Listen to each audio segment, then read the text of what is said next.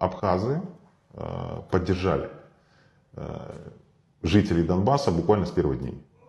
Это было крайне важно. Крайне важно в тот момент, когда люди, на которых обрушилось противодействие со стороны значительно превосходящего режима на Украине, который был хорошо профинансирован, на который были выделены огромные военные средства, да, то, знаете, люди, которые жили в Донбассе, они нуждались в этой помощи зачастую моральной. То есть, а уж тем более, когда люди пришли и стали спина к спине, стали плечом к плечу.